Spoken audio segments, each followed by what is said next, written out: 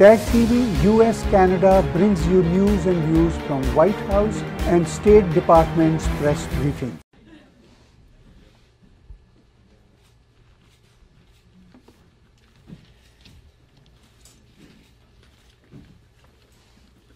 All right.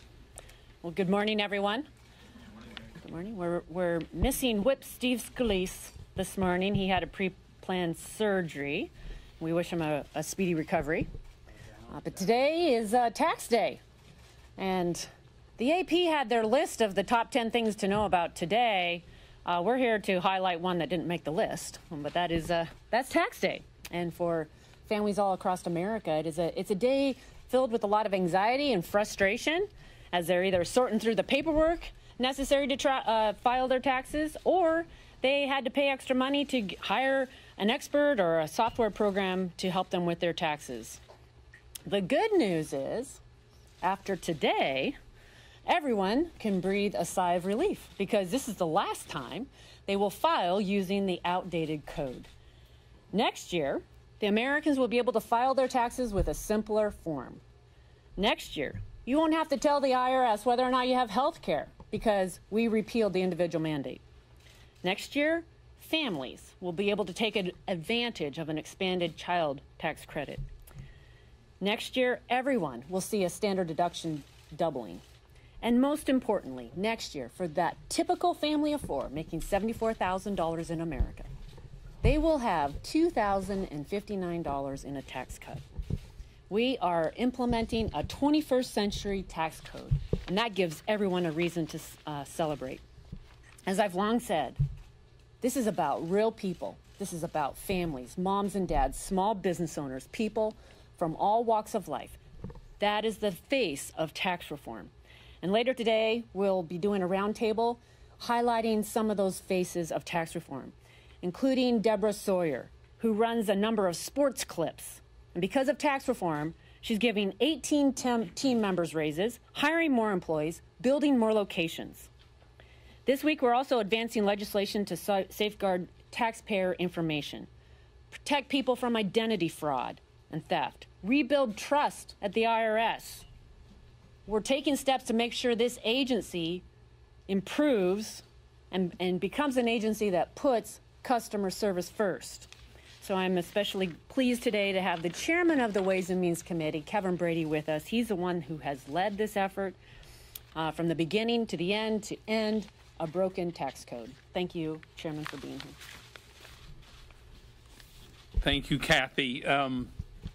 Tax day is the worst day of the year for most Americans. Tax week is the worst week of the year. Everyone in my house is in a bad mood during tax week, and for good reason. The tax code we've got today, it is complicated, it's unfair, it's just wrong. And the good news is today is the last time Americans will have to file their taxes under that old, broken, complicated tax code. Going forward, Americans are going to be able to keep more of what they earn, especially for those two-parent households, for that single mom fighting for the future of her daughter, for that mom and pop spending countless hours working through the weekends, risking everything to make their small business a success. They all win under this new tax code.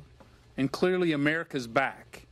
America's back in a big way. We're no longer chasing the rest of the world. Now the world is chasing us, and we're seeing those hundreds of billions of dollars come back from overseas to be invested here in America, in our communities, in our economies, in our jobs, and in our retirement system.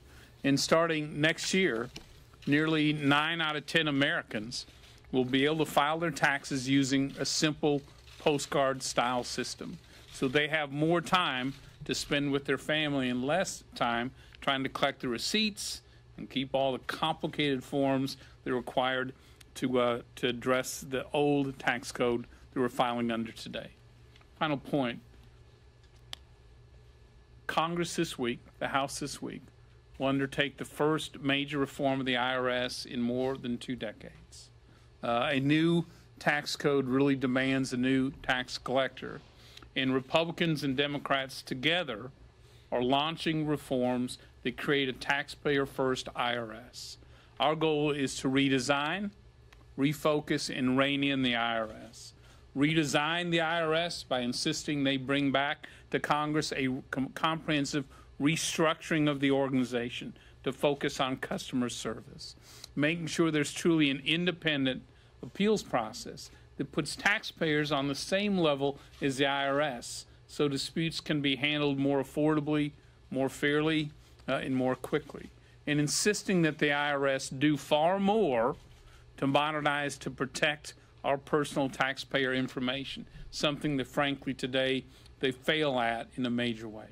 We redesign the IRS to focus on customer service, not only insisting on a comprehensive customer service plan, but making the changes that bring the IRS into the 21st century.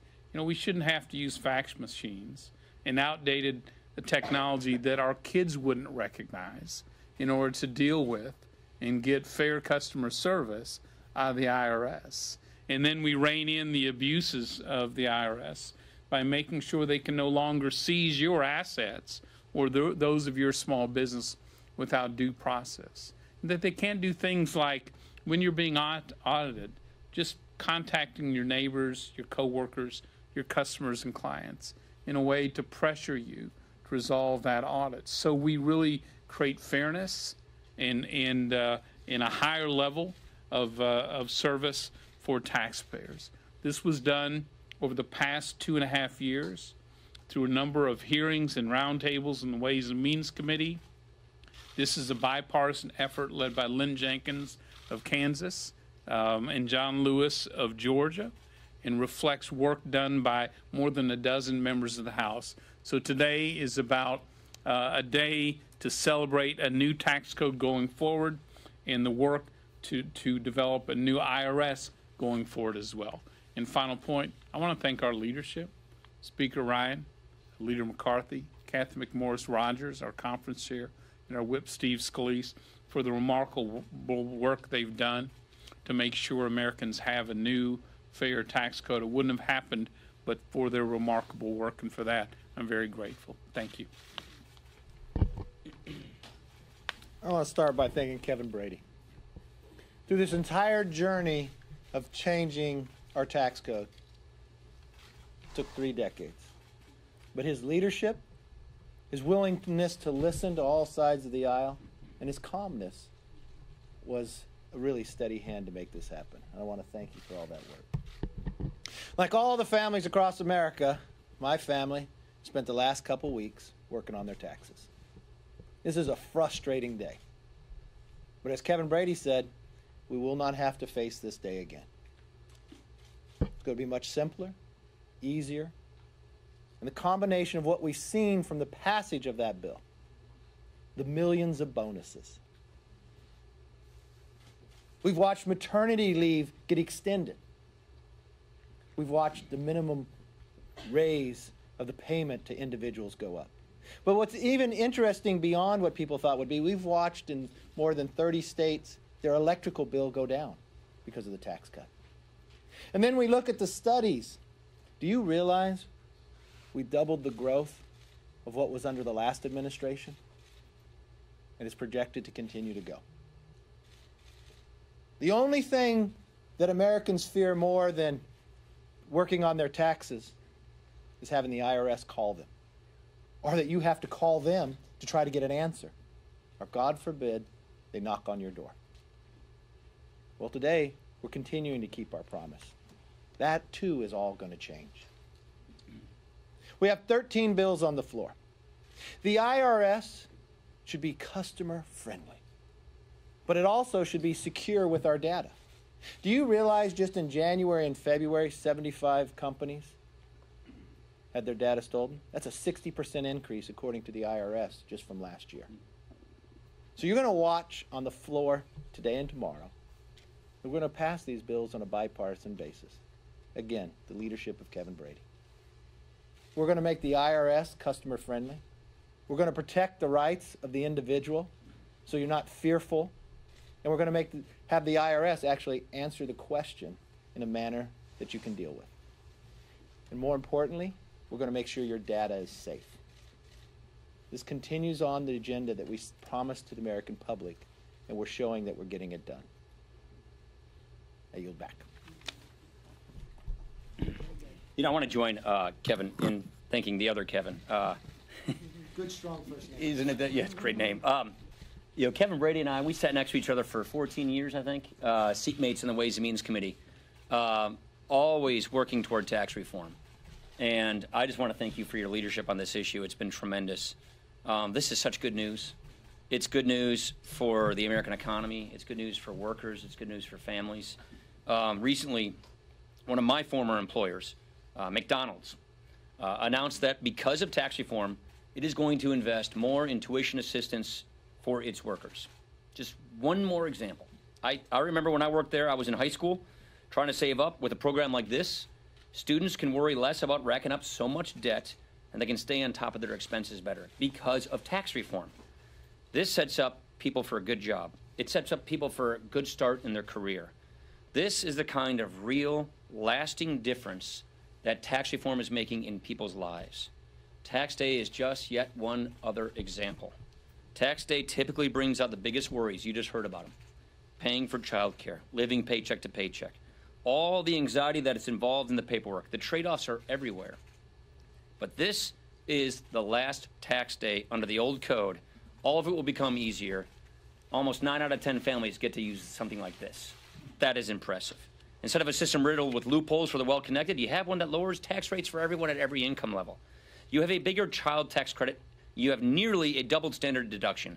So you get to keep more of what you earn in the first place. That is such good news coming. And we go from hassle and stress of a complicated process to what I just showed you, this great form. With this new tax code, the typical family of 4 making the median income will get a $2,059 tax cut. That is real relief for families. And on top of all the raises and the bonuses that people have been receiving through tax reform, this is why economic optimism is up. This is why more companies are investing. This is why companies are bringing money from overseas. This is why jobs are being created. This is why wages are going up. Yet, Democratic leaders are still out there spreading doom and gloom. They call it crumbs. They talk about a dark cloud, and they are promising to take it all away. This law is improving people's lives every day, even on tax day. And when we get to move forward with a new code, that means new possibilities for people across this country. So the quick story of this is tax reform is working. It's actually even exceeding our expectations. It is giving us a stronger economy, a healthier economy, and it's going to make us more prosperous for years to come. Finally, I also just want to say on behalf of the whole House that we are praying for our former First Lady, Barbara Bush, and for her family. She is beloved by this country, and she is in all of our thoughts today. Questions? On Syria, the president seems to be rejecting new sanctions on Russia that would target companies that helped the Syrian chemical weapons program. Is this a mistake? Are you encouraging him to impose these? Well, I won't get into what sanctions should be applied, other than we obviously should be applying Russian sanctions. We've been applying Russian sanctions in multiple ways this year. I think the president's strike was called for. I think it was the right thing to do. And I think I was also impressed with the fact that he made a multilateral effort, that the French and the Brits joined us in this attack. We need to, the peaceful democratic nations of this world need to stand up and speak against and act against the spread of these horrific weapons. And I think the president did the right thing. Mr. Speaker, if the new AUMF proposal from Senators Corcoran and Green can get 60 yes votes in the Senate, would you committed to considering the House? I won't make any commitments on any specific thing like that. First of all, he used Article 2 for this strike, which was a limited strike, which I think was the appropriate thing to do. The question that I will ask is can an AUMF make it into law, and does it tie the hands of our military behind our backs or not? That's what's important. So there is an existing authority, and this was Article 2 in this particular strike. But the current AUMF does have the existing authority, and the question going forward on any new AUMF is, does it give our military the tools they need, or does it tie their hands behind their back? That, to me, is the measurement of whether it's something that's worth supporting or not. Anna. The individual tax cut as written now will expire in a few years. Will the House or the Congress will introduce legislation this year? Yes. Rodney Davis has already introduced legislation, and we intend to act on that legislation this year. And do you have a deficit impact estimate or what that was? I haven't seen the latest joint JCT tax run But obviously, these tax cuts are intended to be permanent. Look at just CBO just showed us that they've up. First of all, I've been reading CBO reports since I was like, what, 20 years old? And I'm actually not embellishing on that. CBO, for the first time since 2008, revised upward their economic projections. They're revising their Q4 projections to 3.3% economic growth. So what we are seeing is an economy that was growing 1 to 2%, now is heading north of 3%. That is exactly what we projected. That means people get to keep more of what they earn, and tax certainty is very important to keeping this good economic news going. So obviously we believe that that's necessary for economic growth. We fully intend to make these things permanent, and that's something we'll be acting on later this year. Go ahead. Thank you, Mr. Speaker. Special Counsel Mueller, can you tell us and the American people why Congress, Republican leaders have not decided to take up any? Because it's completely unnecessary. Can you tell us why? Yeah, because I don't think he's going to fire him. I don't think he should. I don't think it's in his interest to do so. I've answered this question pretty much every week. We do not believe that he should be fired. We do not believe that he will be fired, and we therefore don't think that that is necessary. And why do you have confidence? Because of the kinds of conversations we've had. It would be not in the president's interest to do such a thing, and I think he knows that. Has he told you he would? I'll leave our conversations to the private nature that they are. Last question, just to follow up on Russia sanctions. I know you said you won't be specifically whether you think the president should apply additional new sanctions, but can I ask in this context, do you think the administration has been tough enough on Russia? Oh yeah. Look at where we've come. Remember the Barack Obama, Hillary Clinton reset? Remember them giving away missile defense to Russia for nothing in return? We have moved miles in the right direction on our Russia policy. Not only did we scuttle the reset, not only are we now sanctioning Russian citizens, not only are we sanctioning Russian oligarchs, we're sanctioning Russia itself. We have so improved our policy with respect to Russia, far more hawkish, far more realistic, and we've just passed legislation finally rebuilding our military, which is the strongest signals we can send. So the administration has moved and improved our Russia policy dramatically since the last administration. Thank you.